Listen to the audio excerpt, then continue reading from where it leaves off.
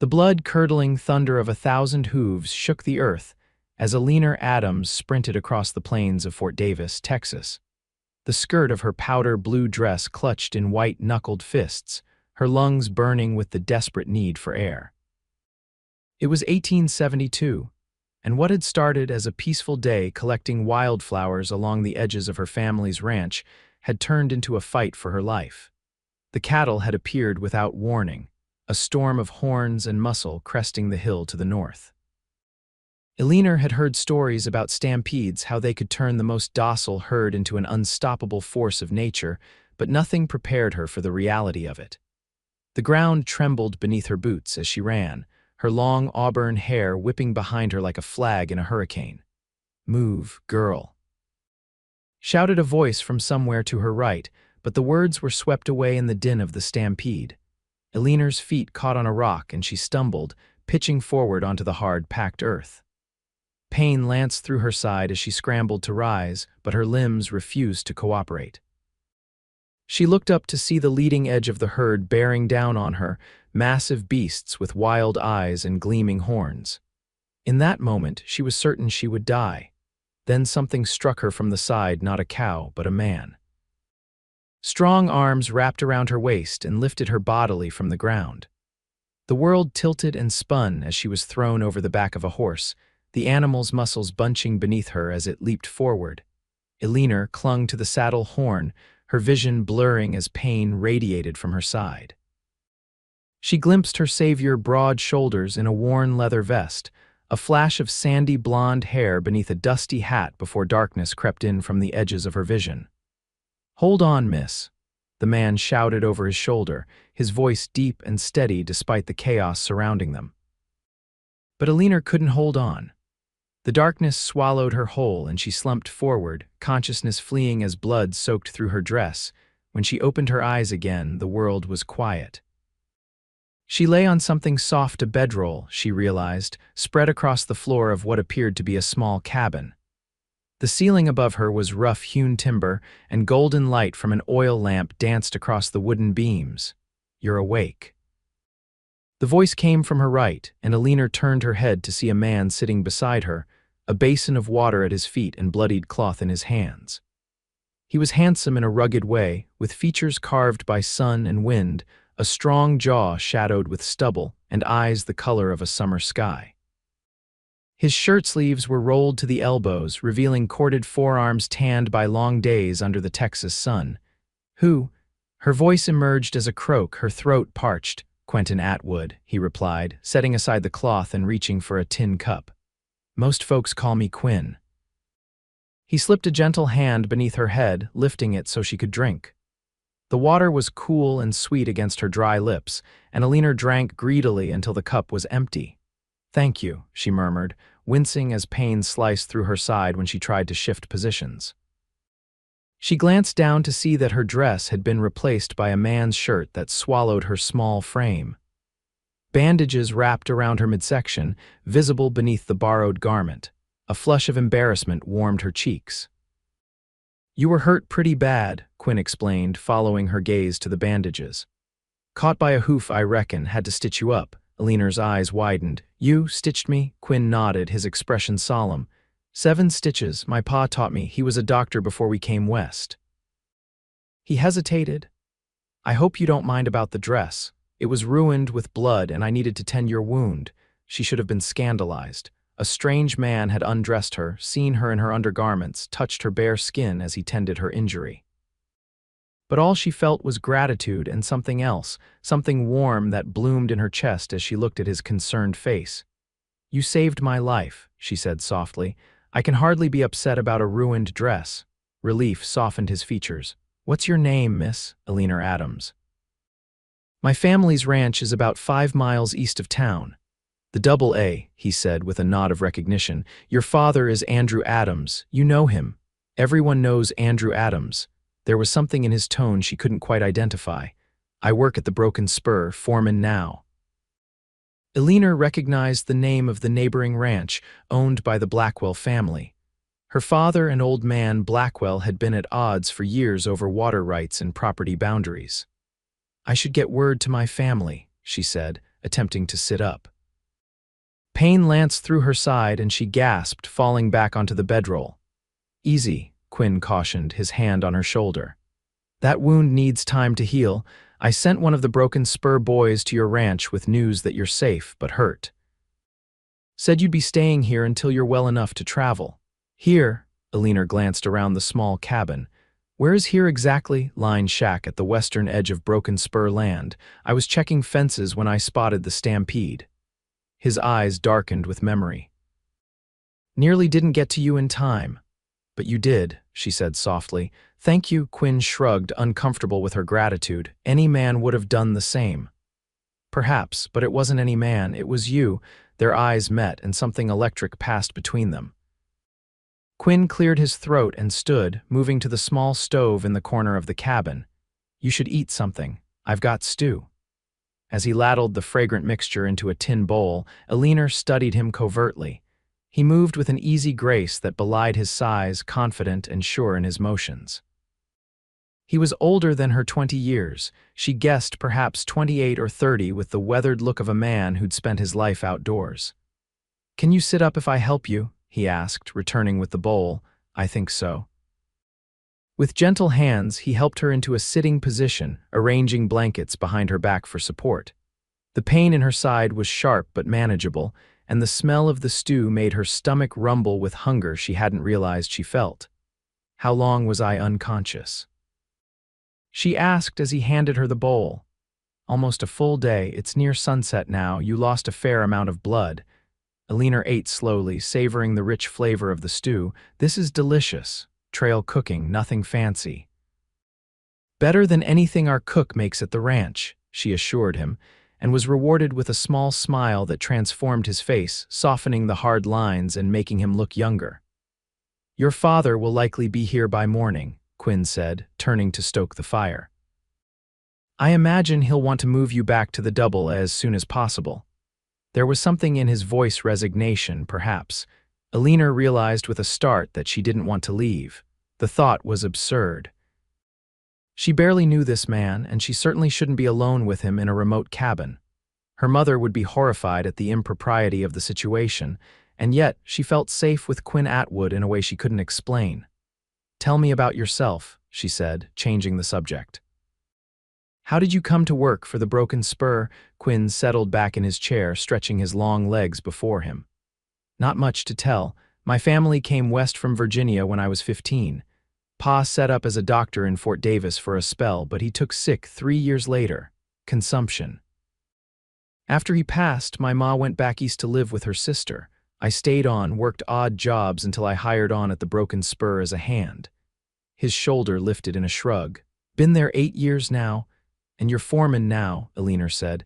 "That's impressive for a man your age." A corner of his mouth quirked up. "Old Blackwell values hard work and loyalty. I gave him both."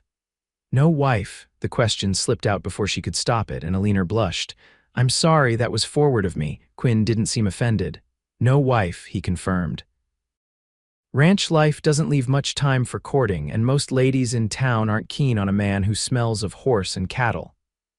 "Their loss," Alina said, then blushed deeper when she realized how her words might be interpreted. Quinn's eyes crinkled at the corners. "What about you, Miss Adams?" "No suitors lined up at your door," she shook her head. "My father is protective, and most men are more interested in the double than in me." "Then they're fools." The words hung in the air between them, charged with meaning neither of them was ready to acknowledge. Alina broke the gaze first, looking down at her empty bowl. "I should rest," she said softly. Quinn nodded, taking the bowl from her hands. "Of course." He helped her lie back down, his touch gentle but impersonal now, as if he'd caught himself stepping over a line and retreated. Alina felt the loss keenly, though she had no right to. "I'll be right here if you need anything," he said, settling back in his chair. "Try to sleep." Alina closed her eyes, listening to the soft sounds of Quinn moving about the cabin, banking the fire for the night, washing the dishes. It was strangely domestic, oddly comforting. As she drifted toward sleep, she wondered what it would be like to hear those sounds every night, to know that Quinn Atwood was never far from her side. The thought should have alarmed her.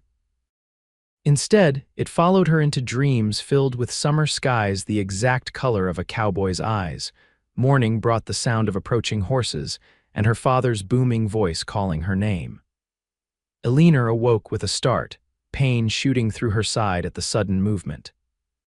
Quinn was already at the door, opening it to reveal Andrew Adams, red-faced and imposing in his black coat despite the Texas heat. "Where is my daughter?" Andrew demanded, brushing past Quinn into the cabin.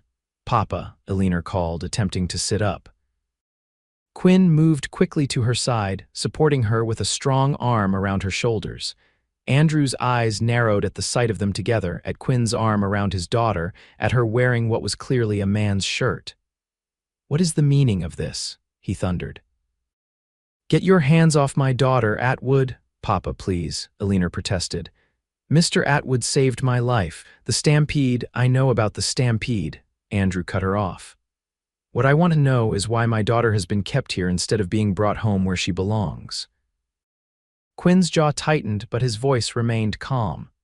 "She was badly injured, Mr. Adams. Moving her risked reopening the wound. I sent word to you immediately." "A convenient excuse," Andrew sneered. "A broken spur man alone with my daughter for a day and night. Do you take me for a fool?" "You've compromised her reputation, Papa." Eleanor's cheeks burned with embarrassment. "Mr. Atwood has been nothing but a gentleman. He stitched my wound and cared for me. I would likely be dead if not for him." Andrew seemed unmoved by her defense. "Get your things, we're leaving now." "She shouldn't be moved yet," Quinn insisted, his arm still supporting Eleanor. "The stitches need time to set." "I'll be the judge of what my daughter needs," Andrew snapped. He turned to the men who had accompanied him, three double a ranch hands hovering uncertainly in the doorway. "Johnson, help Miss Eleanor to the wagon. We've brought a proper dress for her to change into." Quinn's arm tightened briefly around Eleanor's shoulders before he released her, stepping back to allow the ranch hand to approach. His face was carefully blank, but she could see the tension in his jaw, the way his hands curled into fists at his sides. "Thank you for everything, Mr. Atwood," she said formally, aware of her father's watchful gaze. Quinn inclined his head. "Just doing what needed to be done, Miss Adams." The ranch hand helped her to her feet, and pain shot through her side at the movement. She gasped, clutching at the wound, and immediately Quinn was there, supporting her other side despite Andrew's glare. "See, she's in no condition to travel," Quinn insisted. "She'll be fine once we get her home to a proper doctor," Andrew retorted.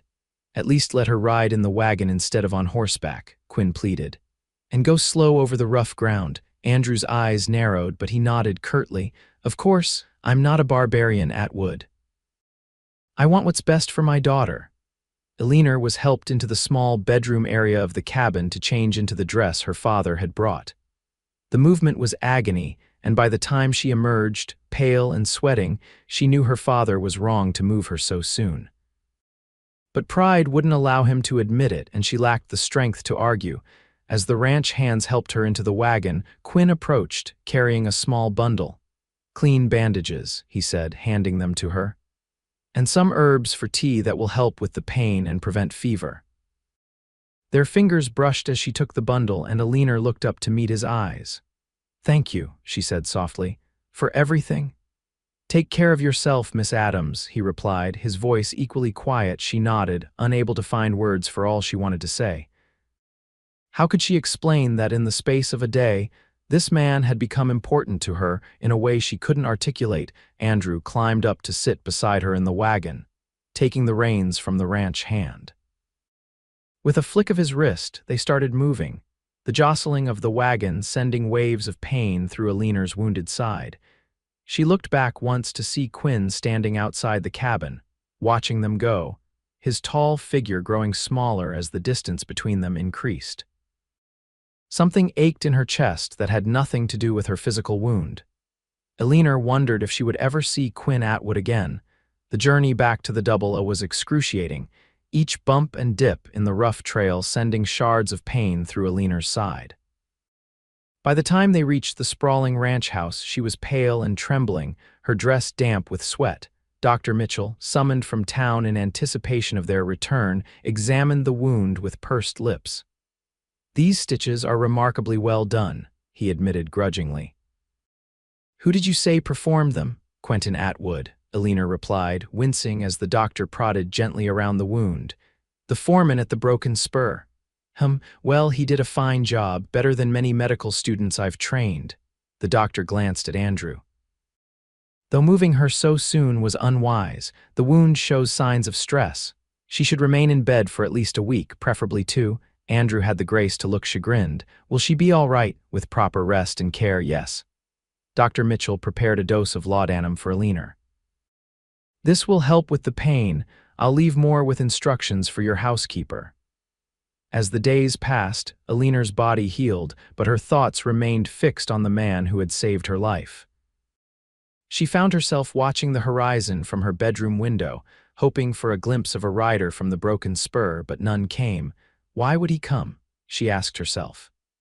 Quinn Atwood had done his duty as any decent man would, saving her life and tending her wound. There was no reason for him to seek her out now that she was safely home. Yet she couldn't shake the memory of his gentle hands, the warmth in his summer blue eyes, the sense of safety she'd felt in his presence. A week after her return home, Alina was sitting on the veranda, enjoying the mild spring air, when she spotted a rider approaching from the direction of the broken spur. Her heart leapt before she could temper her reaction, but as the rider drew closer, she saw it wasn't Quinn. Disappointment settled heavy in her chest. The rider, a young man she recognized as one of the broken spur hands, dismounted at the hitching post. "Miss Adams," he called, removing his hat. "Mr. Blackwell sends his regards and hopes you're recovering well." "Thank you," Alina replied, forcing a smile. "Please convey my gratitude for his concern." The young man hesitated.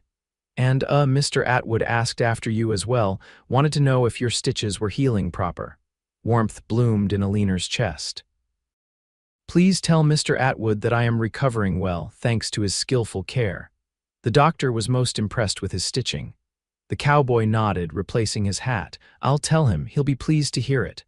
After he rode away, Alina remained on the veranda, her thoughts full of Quinn. He had asked after her, he was still thinking of her as she was of him. That evening at dinner, her father noted her improved spirits. "You seem more yourself tonight, Alina. I'm glad to see it." "I'm feeling much better, Papa." She hesitated, then added, "A rider from the broken spur came today with well wishes." Andrew's expression darkened. Blackwell checking to see if his foreman's handiwork held up, no doubt. "Actually, it was Mr. Atwood who asked after my recovery." "That man again," Andrew muttered. "I don't like him taking such an interest in you, Alina." She set down her fork. "He saved my life, Papa. Is it so strange that he would inquire about my recovery?" "His kind always has motives." "His kind," Alina echoed, heat rising in her cheeks. "And what kind is that?" "You know what I mean. A man with nothing to his name but the horse he rides and the wages he earns. The double would be quite a prize for someone like Quentin Atwood." "That's unfair," Alina protested. "He never once asked about our ranch or showed any interest beyond ensuring my well-being." Andrew's eyebrows rose. "And what exactly did you discuss during your time alone with him?" Alina felt her face grow hot. "Nothing improper, I assure you. He told me about his family, how his father was a doctor before they came west. A likely story. It's the truth." "Papa, why are you so determined to think the worst of a man who did me nothing but kindness?" Andrew sighed, his expression softening slightly. "I'm only looking out for your best interests, daughter. You're young and haven't seen the world as I have. Men can be deceptive when there's something valuable at stake." "And what about William Hargrove?" Alina challenged, referring to the banker's son her father had been encouraging her to consider as a potential match. "Is he not interested in the double as well?" "That's different. The Hargroves have their own wealth and standing. A match there would be advantageous for both families." Alina pushed her plate away, her appetite gone. "I'm not a business arrangement, Papa." "Of course not," Andrew said, but his tone lacked conviction. "But you must consider your future practically. The double will need a strong hand when I'm gone, and William has a good head for business." "And a wandering eye for every pretty girl in town," Alina muttered. Andrew chose to ignore that comment. I've invited the Hargroves for dinner on Saturday. William specifically asked after your health when he heard about the accident. Eleanor bit back a retort. There was no point arguing with her father when he'd made up his mind. May I be excused? I'm feeling tired. Andrew nodded, concern replacing his stern expression. Of course, don't overexert yourself, my dear. In her room, Eleanor stood at the window, looking out across the moonlit landscape toward the broken spur. Somewhere out there, Quinn Atwood was going about his evening, perhaps thinking of her as she thought of him. The dinner with the Hargroves was as tedious as Eleanor had feared.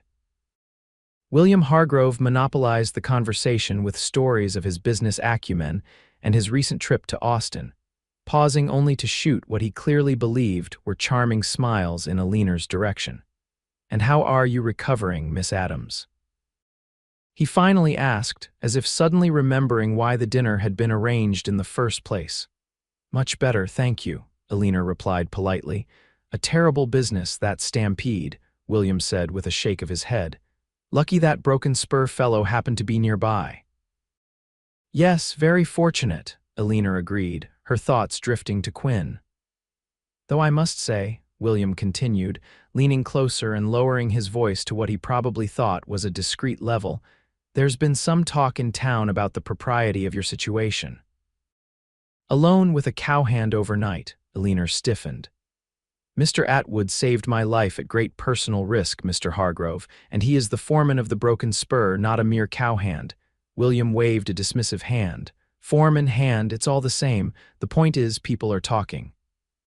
But never fear, I've made it clear to anyone who'll listen that I don't hold the incident against you.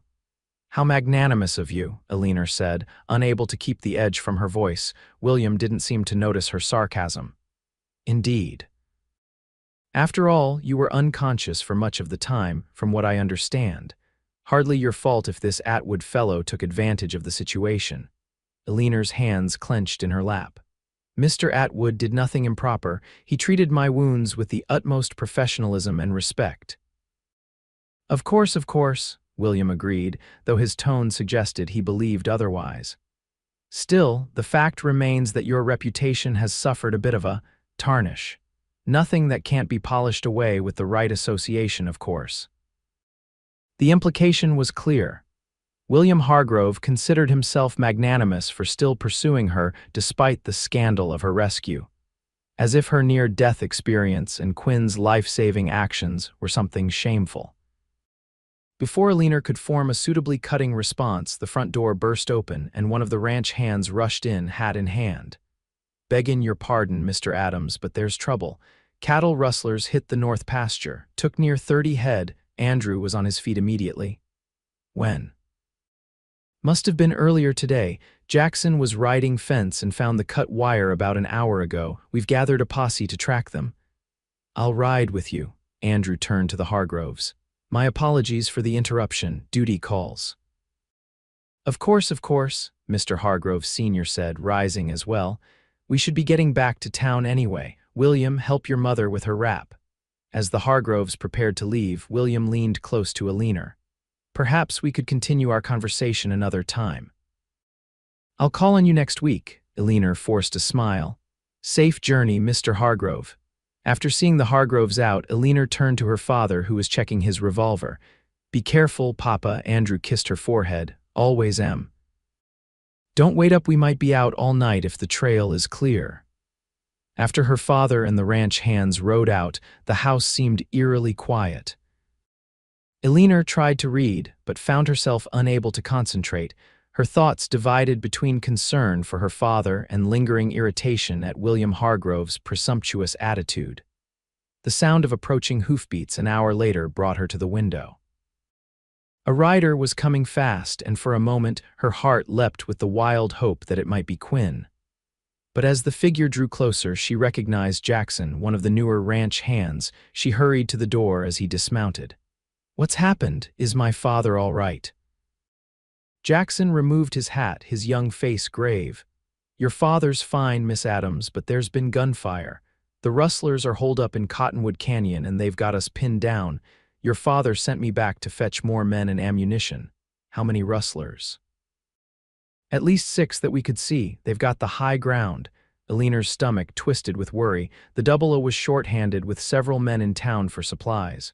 Who else is with my father now? Just Peterson and Martinez. Jackson shifted uncomfortably. It ain't good odds, miss. We need more men. A crazy idea formed in Elinor's mind.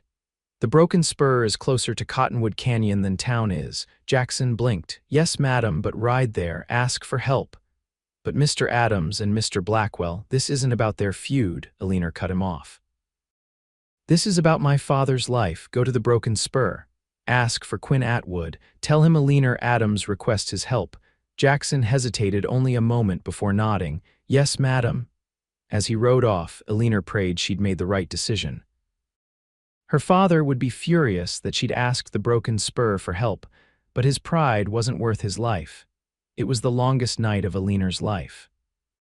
She paced the veranda until her side ached, then sat in her father's chair by the fire, staring into the flames and imagining all manner of terrible outcomes. What if Quinn refused to help? What if the rustlers killed them all? What if her impulsive decision made things worse instead of better? Dawn was breaking when she heard riders approaching. She rushed outside, heart in her throat, to see a group of men riding toward the house. Her father was at the lead alongside Quinn Atwood. Relief made her knees weak. "Papa," she called, hurrying down the steps. Andrew dismounted stiffly, and she could see he was favoring his left arm. "I'm all right," he assured her as she reached him. "Just a graze." Her eyes moved to Quinn, who sat tall on his horse, watching their reunion with an unreadable expression. Behind him were several Broken Spur men, as well as the double-O hands who'd gone with her father. "You're hurt," she said to her father, noting the makeshift bandage on his arm. "It's nothing serious." "Thanks to Atwood and his men," Andrew added, glancing back at Quinn with a complicated expression. "They showed up just in time, outflanked the rustlers and drove them straight into our guns. And the cattle, we recovered most of them. They're being driven back as we speak." Andrew's gaze shifted back to Quinn. "I owe you my thanks, Atwood, and an apology for my behavior after you rescued my daughter. It seems the Adams family is doubly in your debt now." Quinn dismounted, removing his hat as he approached. "No debt, Mr. Adams. Rustlers are everyone's problem." His eyes met Elinor's, and the connection between them was so palpable she wondered if everyone could see it. "Miss Adams," he said with a small nod. "Good to see you looking well." "Thanks to you," she replied softly. Andrew cleared his throat. "You and your men must be tired and hungry. Please come inside. Our cook can prepare breakfast." It was a significant olive branch from a man as proud as Andrew Adams. Quinn seemed to recognize it as such, for he inclined his head respectfully. "We'd be obliged, sir." As the men filed into the house, Elinor fell into step beside Quinn, her heart hammering in her chest. "Thank you for coming," she said quietly. "I wasn't sure you would." "You asked for my help," Quinn replied simply, as if that explained everything, and perhaps it did. Over breakfast, the men recounted the confrontation with the rustlers. 4 had been captured alive and would face justice in Fort Davis. 2 others had been killed in the exchange of gunfire. "We lost Martinez," Andrew said grimly, and Elinor's hand flew to her mouth in horror. She'd known Miguel Martinez since childhood. He had a wife and 3 children in town. "I'll see that his family is taken care of," Andrew continued. "He died bravely." The meal was subdued after that, the victory over the rustlers tempered by the loss of a good man. When the plates were cleared, Andrew invited the Broken Spur men to rest before their ride home. "There are spare bunks in the bunkhouse," he offered. "No sense riding back without some sleep." Most of the men accepted gratefully, but Quinn shook his head. "I should get back." "Mr. Blackwell will want a report." "Of course," Andrew nodded. "I'll ride into town tomorrow to speak with him personally about your assistance. Perhaps it's time to put old grievances to rest." Quinn seemed surprised by the gesture, but nodded. "He'd appreciate that, sir." As he prepared to leave, Elinor followed him out to the porch, mindful of the ranch hands milling about but unable to let him go without a word. "Will I see you again?" she asked quietly as he checked his saddle girth. Quinn paused, looking up at her with those summer blue eyes. "Do you want to?" Yes, she admitted, throwing caution to the winds, very much. A slow smile spread across his face, transforming his features. Then you will. He mounted his horse with easy grace. Take care of that wound, Miss Adams. Eleanor, she corrected. Please call me Eleanor. His smile deepened. Eleanor, he repeated, as if savoring the taste of her name. Until we meet again. He tipped his hat and rode away, but this time Eleanor watched him go with hope rather than despair. Something had changed. The rescue of her father had altered Andrew's perspective on Quinn and the broken spur. And Quinn had come when she called, without hesitation. It wasn't an ending, she realized with growing excitement. It was a beginning. True to his word, Andrew Adams rode to the broken spur the following day to personally thank Samuel Blackwell for his men's assistance. When he returned, his expression was thoughtful.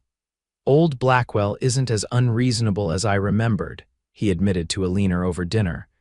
We've agreed to put the water rights dispute before a neutral arbitrator instead of continuing to fight about it. Eleanor hid her smile behind her napkin. That seems sensible. And he's invited us to their spring roundup celebration next weekend. Apparently it's quite an event. The whole county turns out for the barbecue and dancing. Eleanor's heart leapt. Are we going? Andrew studied her face, his eyes narrowing slightly. You seem very interested, she shrugged, attempting nonchalance. It sounds like fun, and if you and Mr. Blackwell are burying the hatchet, it would be rude to decline. Her father wasn't fooled. This wouldn't have anything to do with a certain broken spur foreman, would it? Heat rose to Eleanor's cheeks. Mr. Atwood did save my life, Papa, and yours. Is it so strange that I might consider him a friend? Friend, Andrew repeated skeptically.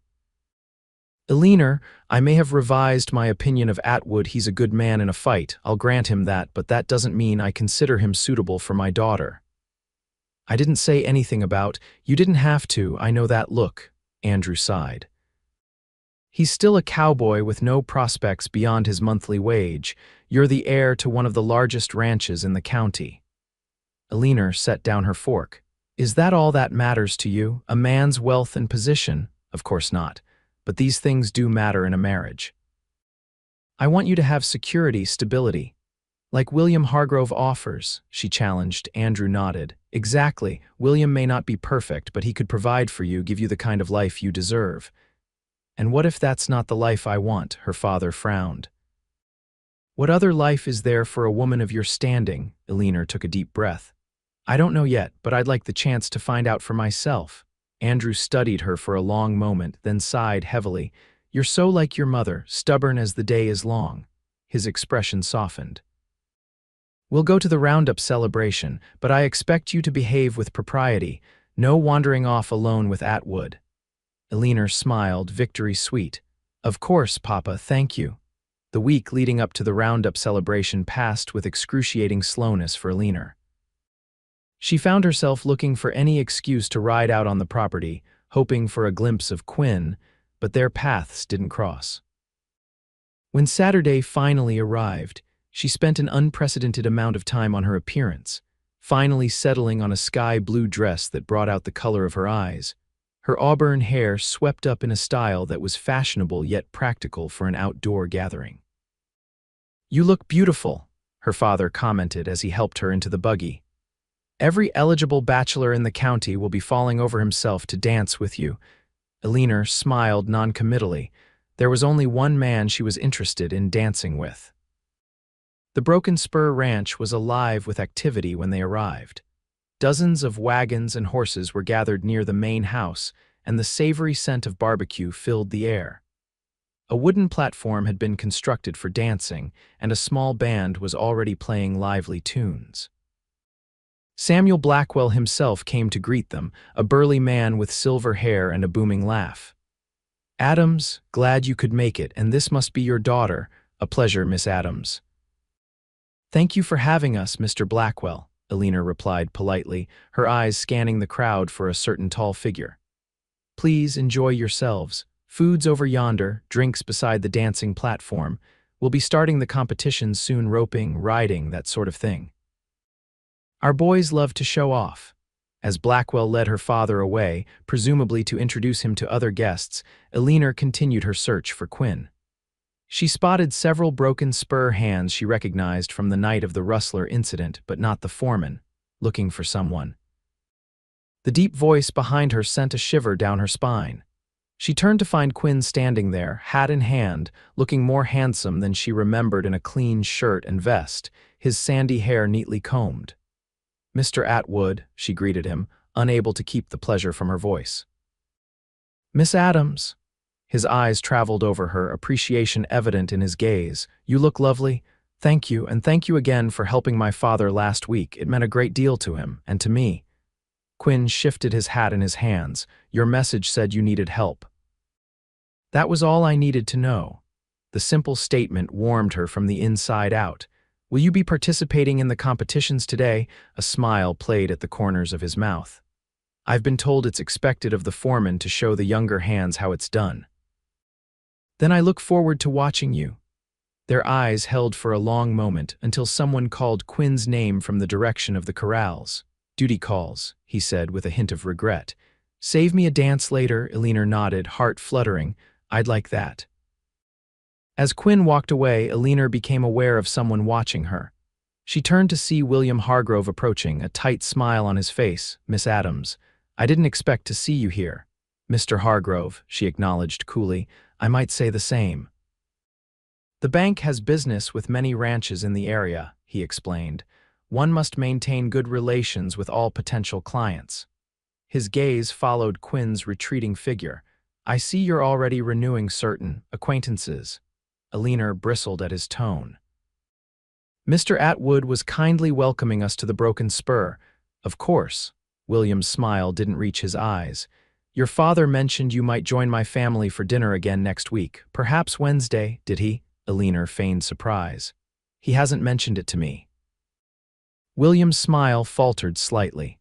"Well, consider it an open invitation. I've been thinking a great deal about our conversation last week before it was so unfortunately interrupted." "Have you? I'm afraid it's slipped my mind entirely." It was petty, perhaps, but Elena couldn't bring herself to care. William Hargrove's condescension regarding Quinn still rankled. William's expression hardened momentarily before he forced his smile back into place. "Perhaps you'll remember over a dance. The music is quite good." Before Elena could formulate a polite rejection, a commotion near the corrals drew everyone's attention. The competitions were beginning, starting with bronc riding. "Another time, perhaps," Elena said, already moving toward the corral. "I promised my father I'd watch the competitions with him."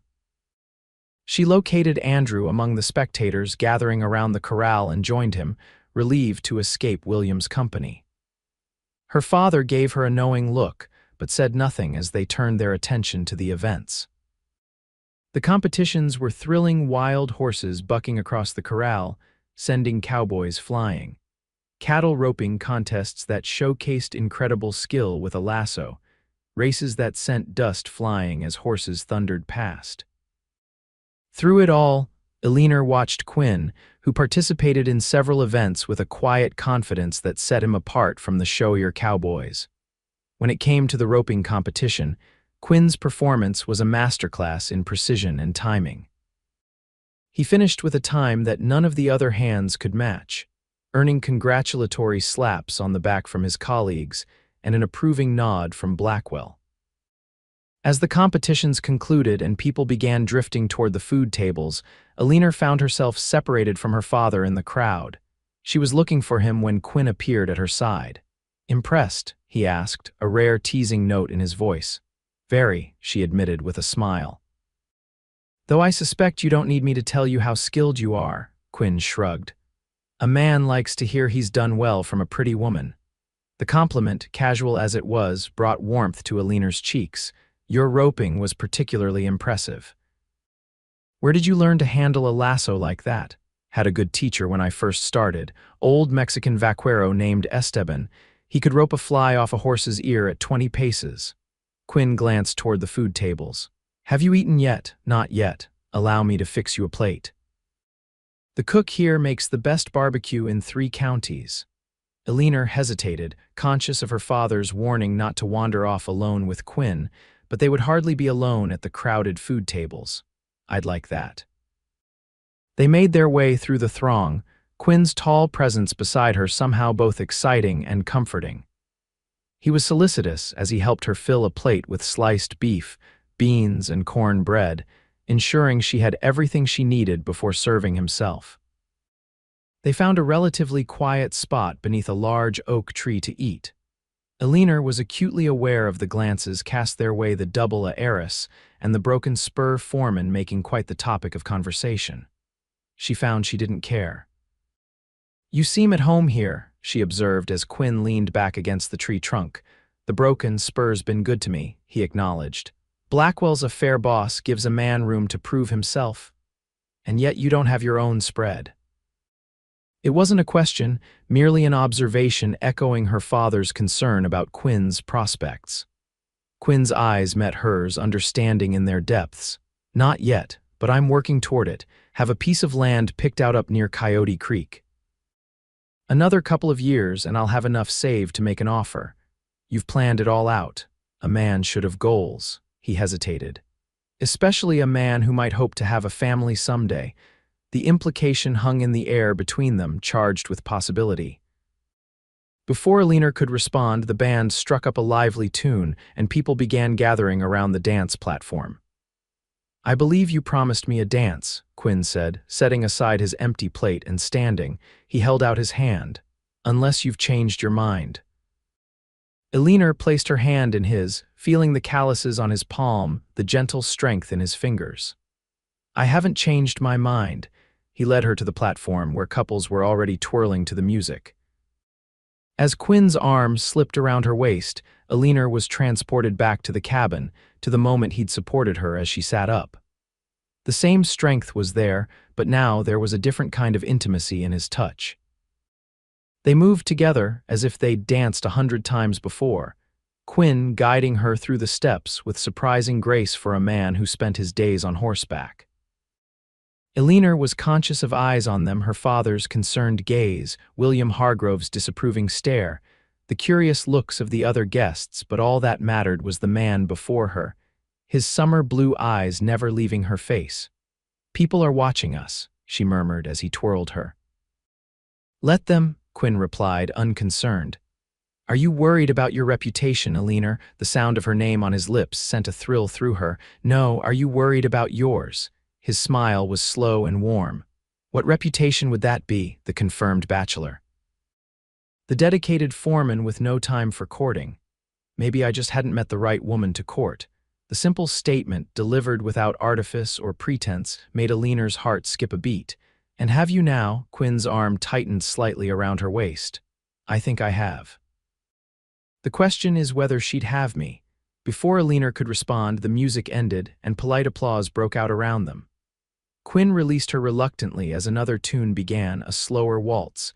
"May I have this one as well?" he asked, though his hand hadn't left hers. "You may have as many as you like," Elinor replied boldly, not caring who overheard. They had just begun to move to the new rhythm when Andrew Adams appeared at Elinor's side, his expression a mixture of concern and resignation. "Elinor, my dear, I believe you promised William Hargrove a dance." It wasn't true, and they both knew it. Andrew's eyes flicked to Quinn. "Atwood." Quinn released Elinor immediately, stepping back with a respectful nod. "Mr. Adams." Elinor opened her mouth to protest, but Quinn caught her eye with a subtle shake of his head. This wasn't the time or place for a confrontation. "Of course, Papa," she said instead, forcing a smile. "Where's Mr. Hargrove?" "Waiting by the refreshment table," Andrew replied, visibly relieved at her acquiescence. As she allowed her father to lead her away, Elinor glanced back at Quinn. He stood watching her go, his expression unreadable, but he lifted his hand in a small gesture of farewell. It wasn't goodbye, she told herself. Not really. Not when they'd just found each other. The rest of the evening passed in a blur of unwanted dances with William, stilted conversation with people she barely knew, and stolen glances across the gathering at Quinn, who seemed to be deliberately keeping his distance after their dance. It was late when Andrew finally announced they should head home.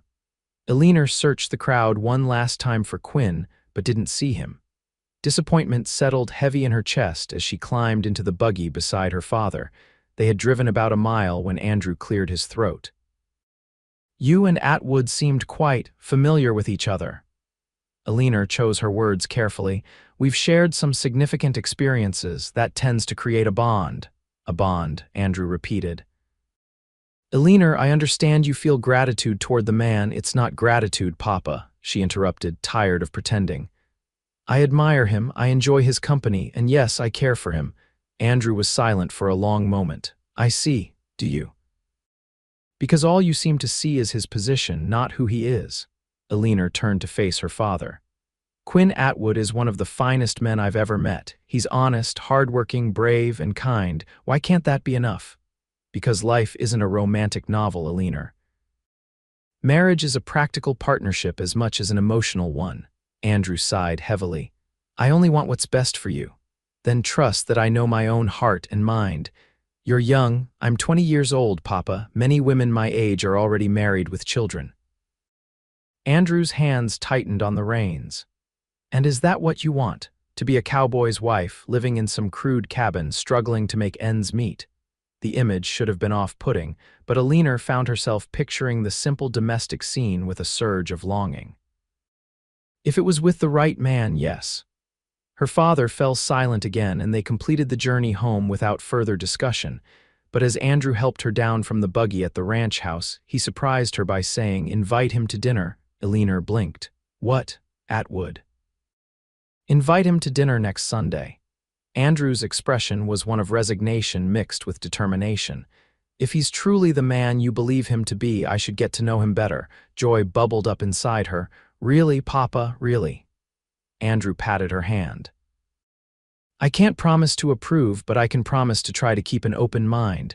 Alina threw her arms around her father, hugging him tightly. Thank you. As she prepared for bed that night, Alina's thoughts were full of Quinn and the evening they'd shared. The dance, the conversation, the promise of something more. Her father's unexpected invitation. For the first time since the Stampede, Alina felt truly hopeful about the future. The next morning brought unexpected visitors Samuel Blackwell and Quinn, arriving just as the Adams family was finishing breakfast. Andrew went out to greet them, curious and a little wary.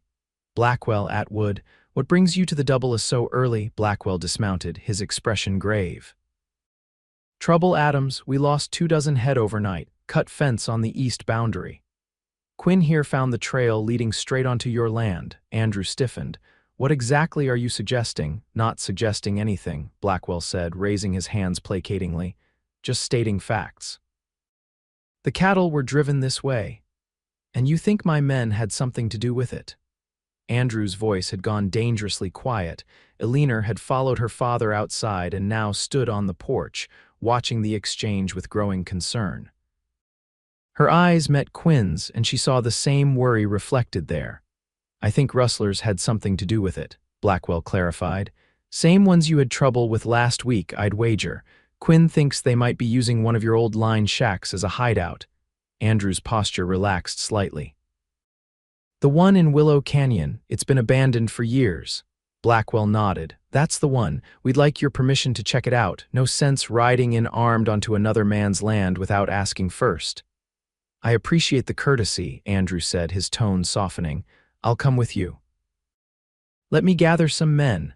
As Andrew went to alert the ranch hands, Alina descended the porch steps to where Quinn sat on his horse, a little apart from Blackwell. Good morning, she said softly. Miss Adams. His tone was formal, but his eyes were warm. I'm sorry about the circumstances. Do you really think it's the same rustlers? Quinn nodded. The method matches cut fence, careful selection of the best stock, and the timing's right. They know most hands would be sleeping off the celebration. Be careful, Alina said, lowering her voice further. Those men killed Miguel Martinez. They won't hesitate to shoot again. Concern flickered across Quinn's face. You should stay here safe at the ranch. Alina was about to agree when a wild, reckless idea struck her. Actually, I think I should come with you. What? No. Quinn's response was immediate and firm. It's too dangerous. I know the territory better than any of you. I spent my childhood exploring those canyons. Your father would never allow it. I wasn't planning to ask his permission, Alina replied with a small smile. I'll follow at a distance. You won't even know I'm there, Quinn's jaw tightened. Eleanor, please, if anything happened to you, nothing will happen. I'll stay well back from any confrontation. She laid a hand on his arm, feeling the tension in his muscles through the fabric of his shirt. Besides, my father invited you to dinner next Sunday. You wouldn't want to miss that, would you? Surprise registered on Quinn's face. He invited me to dinner. He wants to get to know you better, she confirmed, unable to keep the happiness from her voice. Understanding dawned in Quinn's eyes. Because of us?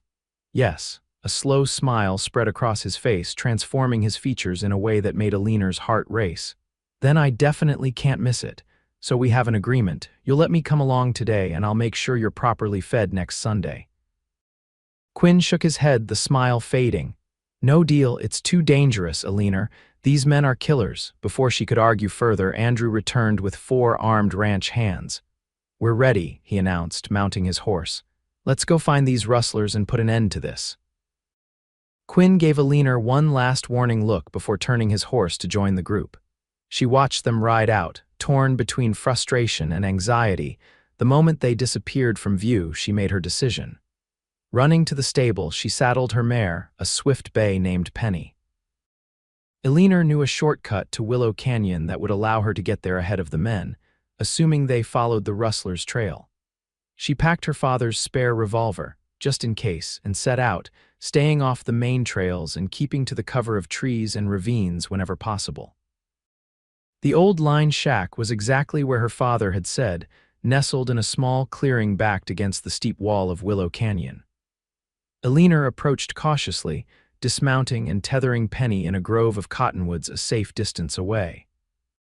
On foot, she crept closer, staying low in the tall grass. Smoke rose from the shack's chimney, confirming someone was inside. A makeshift corral had been constructed behind the building, where Eleanor could see several cattle bearing the Broken Spur brand. She had just settled into a position with a good view of the shack when she heard voices approaching from the east, the rustlers returning, she guessed, not her father and the others. Pressing herself flatter against the ground, she watched as 3 men rode into the clearing, leading more cattle. Got 6 more from the Flying W, one of them announced to someone inside the shack. That makes 31 total, enough for a good payday. The door of the shack opened, and a 4th man stepped out tall and lean with a shock of white blonde hair. Something about him seemed vaguely familiar to Eleanor, though she couldn't place him. We move out at dusk, the blonde man said, his voice carrying clearly in the still air. I want to be across the border by morning. Border rustlers, then, planning to sell the stolen cattle in Mexico. Eleanor needed to get back to warn her father and the others about the rustlers' plans. She began to edge backward through the grass. A twig snapped beneath her hand. The sound was tiny, barely audible to Eleanor herself, but the blonde man's head snapped in her direction, his hand dropping to his gun. Someone's out there, he said sharply. Check it out. One of the other men dismounted, drawing his revolver. Probably just a deer. Check anyway. Eleanor froze, heart hammering in her chest. The man was walking straight toward her hiding place, gun drawn. There was nowhere to run without being seen. She drew her own revolver with trembling hands. She'd never shot at a person before, but her father had taught her to shoot since she was 12. If it came to it, she would defend herself. The rustler was less than 20 feet away when gunfire erupted from the other side of the clearing. Eleanor's father and the others had arrived, catching the rustlers by surprise, the man searching for her world around, firing back toward the newcomers. In the chaos, Eleanor began crawling backward, desperate to reach the safety of the trees. She had almost made it when rough hands grabbed her ankles and dragged her back. She rolled over to see the blond man standing over her, a cruel smile on his face. Well, what have we here? He drawled, kicking the revolver from her hand. A spy. Or just a nosy little girl in the wrong place at the wrong time. Eleanor tried to scramble away, but he hauled her to her feet, pressing a knife to her throat. Let's go introduce you to our visitors, he said, forcing her toward the shack. The gunfight was still in progress, bullets splintering the wood of the shack and pinging off rocks. Eleanor could see her father and the others taking cover behind boulders at the edge of the clearing. Quinn was with them, firing methodically at the rustlers. "Hold your fire." The blond man shouted, pushing Alina in front of him, the knife still at her throat. "Or the girl dies." The shooting stopped instantly. In the sudden silence, Alina could hear her father's anguished cry. "Alina, drop your weapons and back away," the blond man ordered.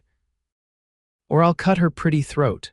To emphasize his point, he pressed the blade harder against her skin. Alina felt a sharp sting as it broke the surface, a warm trickle of blood running down her neck.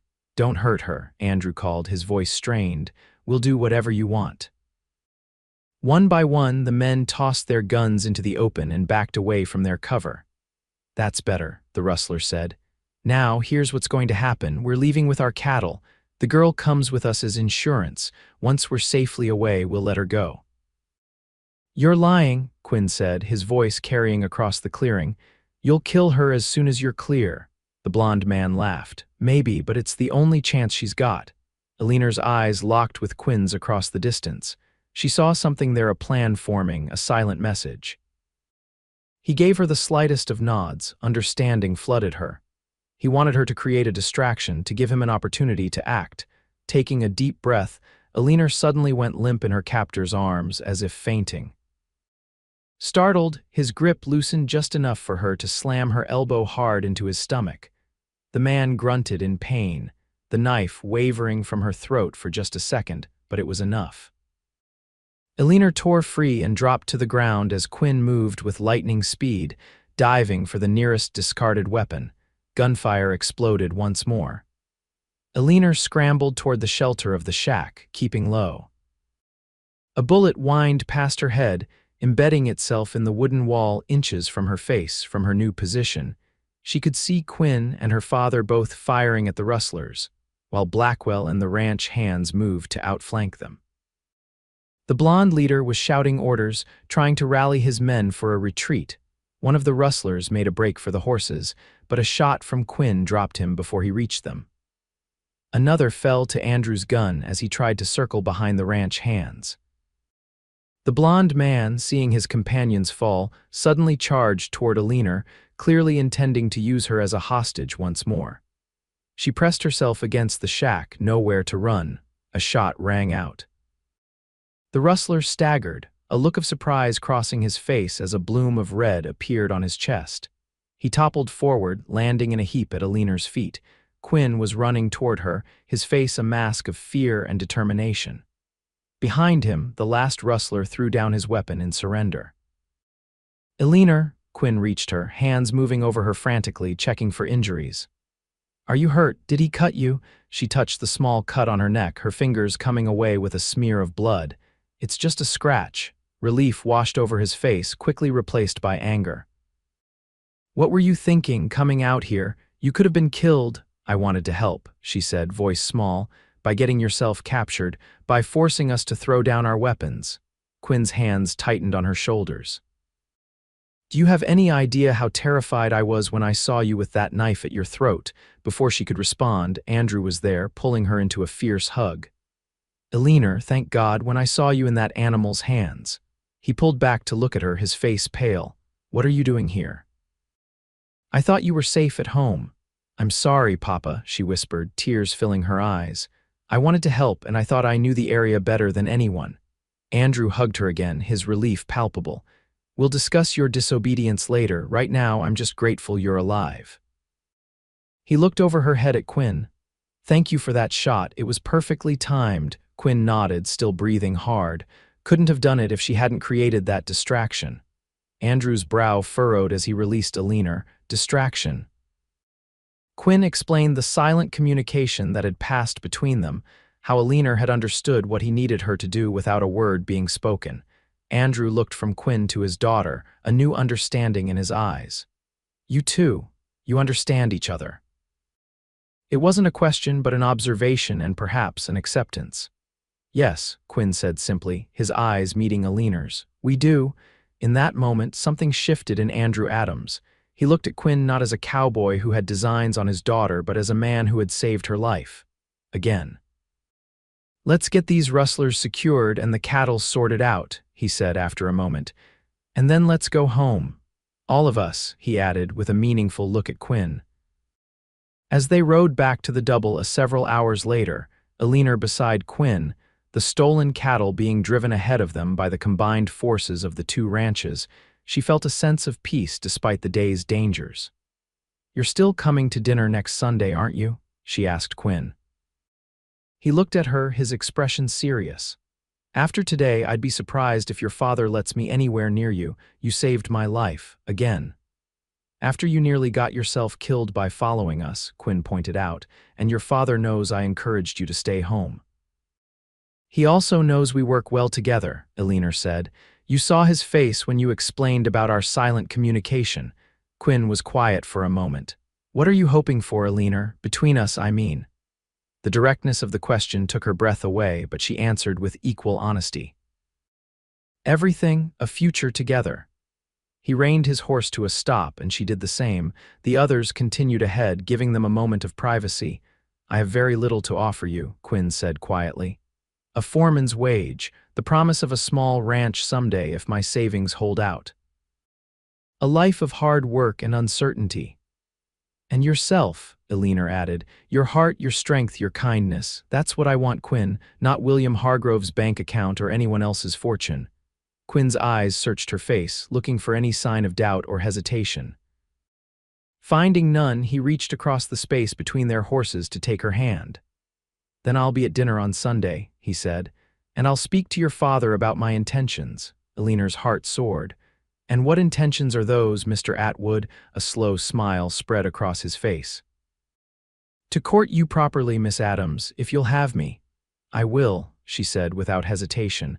"I absolutely will." Sunday dinner at the Adams Ranch was a surprisingly pleasant affair. Andrew, true to his word, made an effort to know Quinn better, asking about his background, his work at the Broken Spur, his plans for the future. Quinn answered honestly, neither exaggerating his prospects nor diminishing them.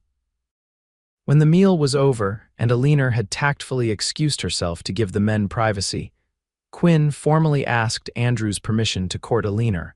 Andrew was quiet for a long moment. "You know," he finally said, "when Elinor was first injured in that stampede and I heard a Broken Spur man had her, I was furious. Convinced you had ulterior motives." Quinn nodded. "I know, but these past weeks have shown me what kind of man you are. The kind who rides into danger without hesitation when someone needs help, the kind who puts others before himself." Andrew leaned back in his chair. "I still think my daughter could have an easier life with someone like William Hargrove." "Probably," Quinn agreed, "but would she be happier?" Andrew's eyes crinkled at the corners. "No, I don't believe she would." He extended his hand across the table. "You have my permission to court Elinor, Atwood, but understand this: if you break her heart, there's no place in Texas you can hide from me." Quinn took the offered hand with a firm grip. "I understand, sir, and I promise you, I'll do everything in my power to make her happy." Over the weeks that followed, Quinn courted Elinor with a dedication and sincerity that won over even the most skeptical observers. They rode together across the combined properties of the Double and Broken Spur, now working in cooperation since the Rustler incident. They attended church together in Fort Davis, shared meals with both families, and spent long evenings on the Adams veranda, talking about everything and nothing. William Hargrove made one final attempt to win Elinor's affections, arriving at the Double with an elaborate proposal and a diamond ring that must have cost a small fortune. Elinor declined graciously but firmly, making it clear her heart belonged to Quinn Atwood. As summer turned to fall, Quinn took Elinor to see the land he hoped to purchase near Coyote Creek. It was smaller than the Double or the Broken Spur, but the valley was lush with grass. The creek provided year-round water, and the views of the distant mountains were breathtaking. "It's beautiful," Elinor said, standing beside him on a rise overlooking the valley. "How much more do you need to save?" "About 8 months of wages," Quinn admitted. "The owner's asking a fair price, and Blackwell gave me a raise when he made me foreman, so I'm getting closer." Elinor slipped her hand into his. "Have you thought about a name for it when it's yours?" Quinn smiled down at her. "I was thinking the double Q for Quinn and," she prompted when he hesitated. and whoever might share it with me someday, he finished, his eyes holding hers. Eleanor's heart quickened. That's a good name, I like it. They rode back to the double in companionable silence, each lost in thoughts of the future, a future that, Eleanor realized with growing certainty, they both saw together. When they reached the ranch house, Andrew was waiting on the porch with a strange expression on his face. "Papa, what is it?" Eleanor asked as Quinn helped her down from her horse.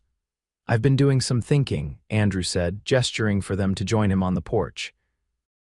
When they were seated, he continued, "The double is too big for one man to run effectively. I've known that for years, but I'm too stubborn to admit it."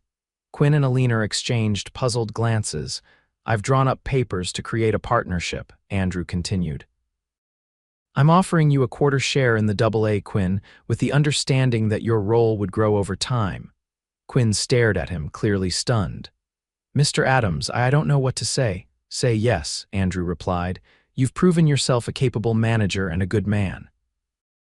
The double A would benefit from your skills and," he glanced at Eleanor with a small smile, "I suspect my daughter would benefit from having you closer to home." Eleanor's eyes filled with tears of happiness. "Papa, do you mean it?" Andrew nodded. "I do, of course, there's one condition." "What's that?" Quinn asked, finding his voice at last. "That you use part of your share to buy that land you've been saving for." Andrew's eyes twinkled. "A man should have something that's wholly his own, not just what his father-in-law gives him." The implication was clear, and Quinn's face broke into a wide smile. "I accept your conditions, sir, and your offer." "Good," Andrew said, standing. "We'll sign the papers tomorrow, and now I believe I'll leave you two to discuss what this means for your future." With a knowing smile, he disappeared into the house. Alone on the porch, Eleanor turned to Quinn, her heart so full she thought it might burst. "Did that just happen?" Quinn looked dazed. "I think it did." He took her hands in his. "Eleanor, this changes everything. I can buy the land now, start building right away. I can offer you," she pressed her fingers to his lips, stopping him. "You already offered me what I want most, Quinn, your heart." His eyes softened. "You've had that since the day of the Stampede. Since you stitched my wounds and never left my side," she whispered. Quinn cupped her face in his hands. "I never will leave your side, Eleanor Adams, not if I live to be 100. He hesitated, then reached into his pocket. "I was going to wait until I had the land secured, until I could offer you more than just promises, but now." He withdrew a small object, a simple gold band with a single small diamond. "It was my mother's," he explained. "She sent it to me before she died last spring. Said she wanted me to have it when I found the right woman." Eleanor's breath caught in her throat as Quinn slid from the chair onto one knee before her. "Eleanor Adams, I love you with every breath in my body. Would you do me the extraordinary honor of becoming my wife?" Tears spilled down her cheeks as she nodded. "Yes," she managed through the tightness in her throat. "Yes, Quinn Atwood, I will marry you." The ring slid onto her finger, a perfect fit, as if it had been made for her. Quinn rose and gathered her into his arms, his kiss a promise of all the years to come. They were married in the spring of 1873, when the wildflowers carpeted the hills around Fort Davis in a riot of color. The ceremony took place on the land that would become the Double Q, with guests from both the Double A and Broken Spur in attendance. Even William Hargrove came, gracious in defeat, offering sincere congratulations to the bride and groom. The small cabin Quinn had built on the property became their first home, though they divided their time between there and the Double. As Quinn learned the intricacies of managing the larger ranch alongside Andrew. When Eleanor discovered she was expecting their first child the following winter, Quinn's joy knew no bounds. He spent hours working on an addition to their cabin, determined that their child would have a proper room of his or her own. Their son, Andrew Quinn Atwood, was born on a crisp October morning in 1874, with his grandfather pacing anxiously outside the bedroom door and his father holding his mother's hand through every moment of his arrival. "He's perfect," Quinn whispered, cradling his newborn son with hands that trembled slightly. "Eleanor, he's absolutely perfect." "Of course he is," she replied with a tired smile. "He's ours." As the years passed, the Atwood family grew. A daughter, Sarah, joined them in 1876, followed by twin boys, James and Joseph, in 1879. The double Q expanded as well, as Quinn gradually purchased adjacent parcels of land, creating a thriving operation that complemented the double A. When Andrew Adams passed away peacefully in his sleep in 1885, he left the majority of the double A to a leaner, with provisions for Quinn's continued management. The two properties, while technically separate, functioned as one, with the Atwood family dividing their time between the main house at the double and their beloved home at the double Q. On their 20th wedding anniversary, Quinn surprised Aliner with a new house built on the highest point of the double Q land, with wide windows overlooking the valley and mountains beyond. It was grander than their original cabin, but still retained the warmth and comfort that had characterized their first home. "Do you remember when I first brought you here?" Quinn asked as they stood on the porch of the new house, his arm around her waist. "When I showed you the land I hoped to buy someday, I remember thinking it was the most beautiful place I'd ever seen," Aliner replied, leaning into him, "and that anywhere would be home if you were there." Quinn turned her to face him, his summer blue eyes as bright and clear as they had been the day she first saw them. At 48, his hair was touched with silver at the temples, and lines fanned from the corners of his eyes, but to Aliner, he was as handsome as the day he'd rescued her from the Stampede. "Any regrets?" he asked, a teasing note in his voice. "About choosing a simple cowboy over a wealthy banker," Aliner rose on her toes to kiss him, a kiss as full of love and promise as their first had been. "Not a single one," she assured him. "You stitched my wounds and never left my side, Quinn Atwood. That's all I ever wanted or needed."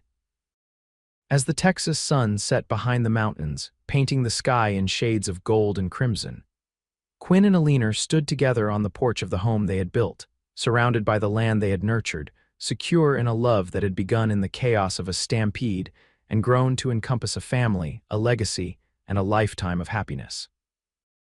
And in that moment, as in every moment since Quinn had pulled her from the path of 1,000 thundering hooves, Aliner knew with absolute certainty that she was exactly where she was meant to be by the side of the cowboy who had saved her life and stolen her heart in one fateful afternoon all those years ago.